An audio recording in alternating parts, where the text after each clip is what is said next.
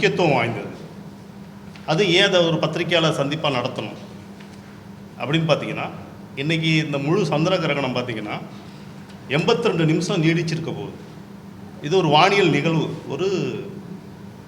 ஒரு அற்புதமான நிகழ்வு. இந்த நிகழ்வை நம்ம வந்து ரசிக்கணும். அதை விடுத்து இதை பற்றி நிறைய மூட நம்பிக்கைகள் உலகம் ஃபுல்லாக பரவிட்டு இருக்கு.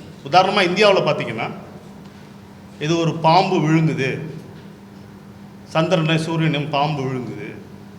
இந்த பாம்பு விழுங்கும்போது அது மறைக்கப்படுது, அதனால தான் சந்திர கிரகணம் ஏற்படுது. ஆனால் அறிவியலாளர்கள் பார்த்திங்கன்னா அதை வந்து மறுக்கிறாங்க.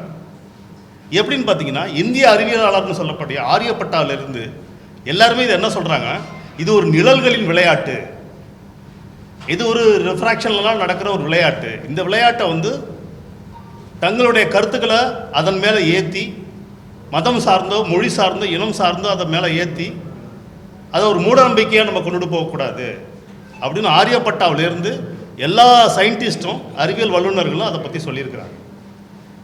அப்போ என்ன அதை பற்றி சொல்லியிருக்காங்கன்னா, பொதுமக்கள் மத்தியில் என்ன ஒரு இது இருக்குன்னா, சாப்பிடக்கூடாது, அந்த டைமில் தர்பையை போட்டு வச்சுருக்கணும், எந்த பொருளையும் ஓப்பனில் வச்சுருக்கக்கூடாது.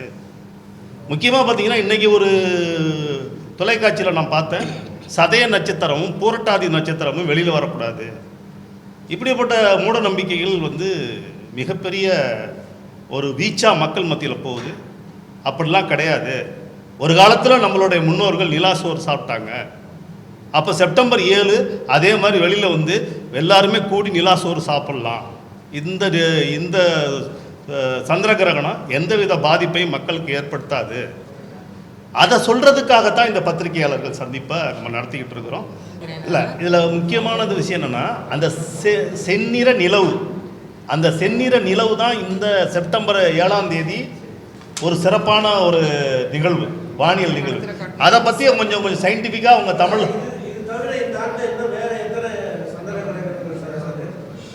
இல்லை. இப்போ இந்த ஆண்டில் வந்து இது 2வது மார்ச்சில் வந்துச்சு, இப்போ செப்டம்பரில் வந்து இதுக்கப்புறம் ஒரு சூரிய கிரகணம் இருக்கு. சூரிய கிரகணம் இதே 21 இருக்கு. ஏற்கனவே சிஆர் சொன்ன மாதிரி வெறுங்கண்ணால் அழகாக பார்க்கலாம், வெறுங்கண்ணால் அழகாக பார்க்கலாம், எந்த வித பாதிப்பும் கிடையாது. இப்போ சூரிய கிரகணத்தப்போ நம்ம கண்ணாடியெல்லாம் கொடுக்குறோம்ல, காகல், அதெல்லாம் இதுக்கு தேவையே கிடையாது. நம்ம மொட்டை மாடியில் நின்று அழகாக பார்க்கலாம். பைனாகுலர் கூட தேவையில்லை, வெறுங்கண்ணாலே அழகாக பார்க்கலாம். அங்கேயே உட்காந்து நீங்கள் சாப்பிட்லாம், சமைச்சு சாப்பிட்லாம், எந்த பிரச்சனையும் கிடையாது.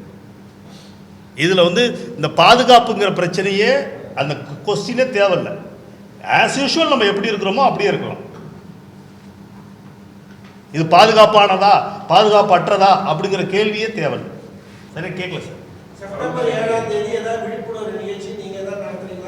செப்டம்பர் 7 வந்து தமிழ்நாடு ஃபுல்லாக இந்த 3 அமைப்புகளும் சேர்ந்து ஒவ்வொரு டிஸ்ட்ரிக்ட்லையுமே வந்து பல்வேறு நிகழ்வுகளை வச்சுருக்கிறோம். இது மாதிரி பேம்ப்ளெட் ரிலீஸ் பண்ணுறோம், டெலஸ்கோப் வச்சு டெலஸ்கோப் மூலியமாக பார்க்குறோம். அங்கங்கே பொது மேடைகளில் இது மாதிரி உட்காந்து கூட்டு சோறு சமைச்சு சாப்பிட்றதுக்கான நிகழ்வுகளை நடத்த இருக்கிறோம். சின்ன சின்ன செமினார்களை நடத்துகிறோம். ஒவ்வொரு அங்கங்கே திண்ணை பள்ளிகள் மாதிரி செமினார்ஸ் நடத்துகிறோம். என்னென்ன வழிமுறைகள் அந்தந்த டிஸ்ட்ரிக்ட் தகுதிக்கு தகுந்த மாதிரி. ஒரு சில டிஸ்ட்ரிக்ஸ்லாம் பார்த்திங்கன்னா பெரிய மாசாக வந்து திரட்டுறாங்க. மாசாக திரட்டும் போது பள்ளி மாணவர்களையும் கல்லூரி மாணவர்களையும் இணைச்சு ஒரு ஸ்டேடியத்தில் நிகழ்வு நடத்த தயாராக இருக்கிறாங்க. இது மாதிரி நிகழ்வுகள் அந்தந்த டிஸ்ட்ரிக்ட் தகுந்த மாதிரி அந்த 7ஆம் தேதி மிக சிறப்பாக நடக்க திட்டமிட்டிருக்கோம். அதன் அடிப்படையில் தான் இது மாதிரி பேம்ப்ளெட்ஸ் எல்லாம் ரிலீஸ் பண்ணியிருக்கிறோம். செய்திகளை உடனுக்குடன் தெரிந்து கொள்ள கீழ்கண்ட கேபிள் மற்றும் டிடிஹெச் நெட்வொர்க்குகளில் எம்நாடு செய்தி தொலைக்காட்சியை காணுங்கள்.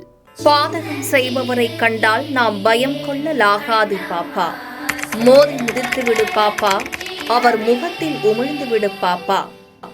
அண்மை செய்திகளை உடனுக்குடன் தெரிந்து கொள்ள இணைந்திருங்கள் எம்நாடு தொலைக்காட்சியுடன்.